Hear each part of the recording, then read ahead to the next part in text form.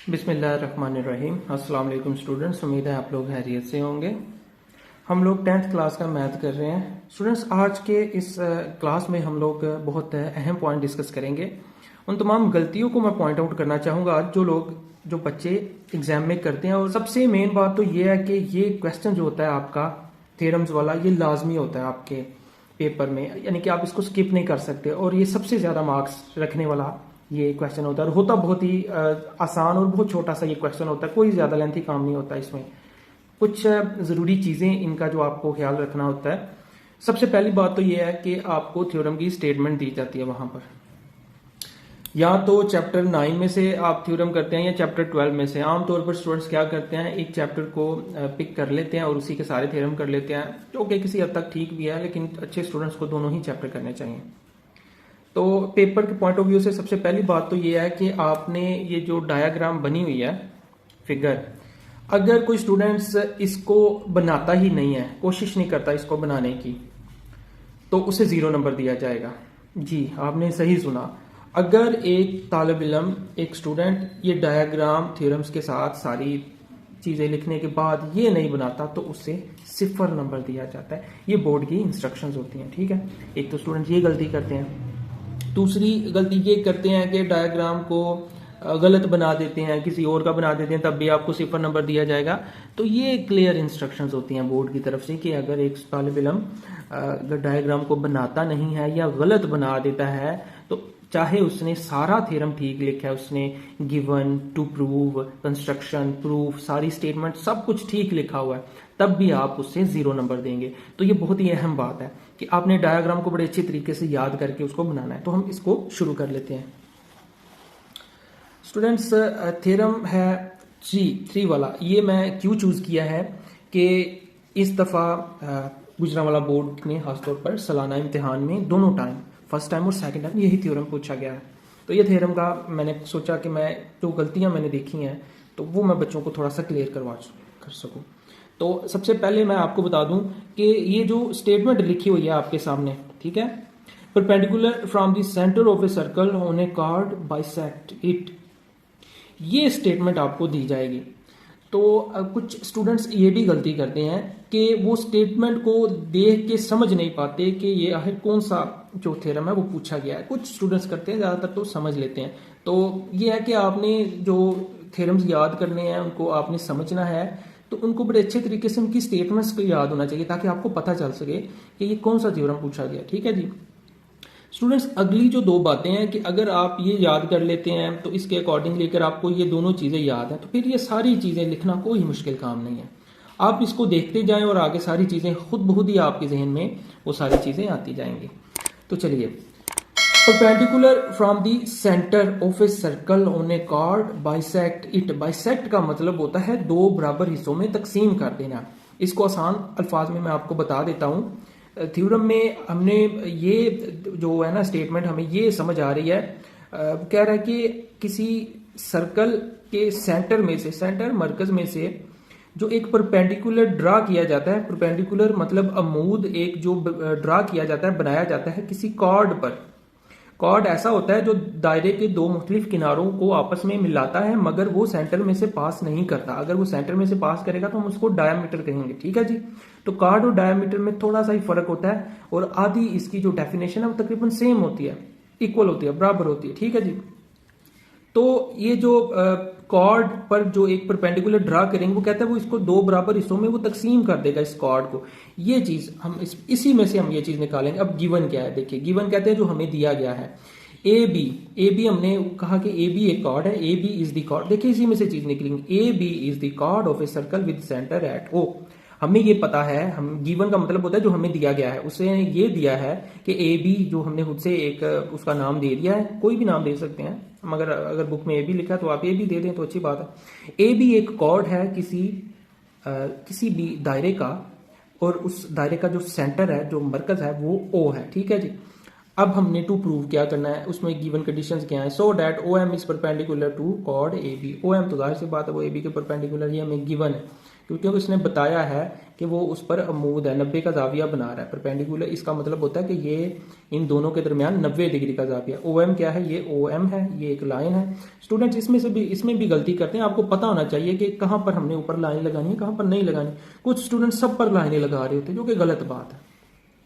इसका भी ख्याल रखना होता है, ये भी बहुत गलती देखने में आती है। ठीक है जी, आगे है टू प्रूव। हमने प्रूव ये करना है, अब हम साबित ये करना चाहते हैं। प्रूव का मतलब हमने साबित क्या करना है। अब हमें गिवन तो ये है कि कोई भी जो परपेंडिकुलर कॉर्ड पर परपेंडिकुलर है ड्रा किया गया है, वो इसको बाइसेक्ट कर रहा है। बाइसेक्ट करने का मतलब है कि इन दोनों हिस्सों को आपस में जो है वो इनकी जो लंबाई है वो बराबर है। ठीक है जी, तो हम प्रूव भी इसी में से निकलेगा। हम ये लिखेंगे M is the mid point of chord A B chord का ये जो M है ये मिड पॉइंट है। वो किस तरह से है कि AM और BM, तो फिर इसका मतलब यही होगा कि अगर ये मिड पॉइंट है, मिड पॉइंट का मतलब होता है दरमियानी नुक्ता, बिल्कुल दरमियान इस लाइन का, तो इसका मतलब है यहां से यहां का फासला, यहां से यहां का फासला बराबर होगा। तो इसका मतलब AM लेंथ और BM लेंथ ये दोनों इक्वल होंगी। यही हम प्रूव करना चाहते हैं। कंस्ट्रक्शन जो करनी है, जो हम खुद से अमल करते हैं, कंस्ट्रक्शन को अमल कहते हैं उर्दू में। Join A and B with centre O। अब यहां पर मैं समझता हूं 50% स्टूडेंट गलती करते हैं। बच्चों याद रखना है हमेशा के लिए इस बात को कि ये जो अमल है, ये जो कंस्ट्रक्शन है, ये जो आपने करनी है, वो जो कह रहा है A और B को O से मिलाएं, ये हमेशा आपने इन डॉटेड लाइन से करनी है। कुछ स्टूडेंट्स क्या करते हैं, उधर ऐसे करके सीधी पक्की पक्की लाइनें लगा देते हैं, जो कि गलत है। आपने इन डॉटेड लाइंस को लगाना है। जब भी याद रखें, आपने जब भी आपने ये कंस्ट्रक्शन करनी है तो वहां पर आपने ये डॉटेड लाइंस, देखिए डॉटेड लाइन लगानी है। अगर आप सीधी लाइन लगाएंगे तो वो गलत कर दिया जाएगा। तो हम क्या करते हैं, अगर लाइन लगाई हो सीधी तो हम उसको क्या करते हैं, ऐसे करके उसको गलत कर देते हैं, नंबर काट लेते हैं आपके। तो ये आपने गलती नहीं करनी स्टूडेंट्स। ठीक है जी, आगे प्रूफ की तरफ चलते हैं हम। एक तरफ स्टेटमेंट, एक तरफ रीजंस लिखेंगे। ठीक है जी, दो ट्राइंगल देखिए अब हमारे सामने बन गई हैं। ट्राइंगल मुसलसें दो बन गई हैं। कौन कौन सी?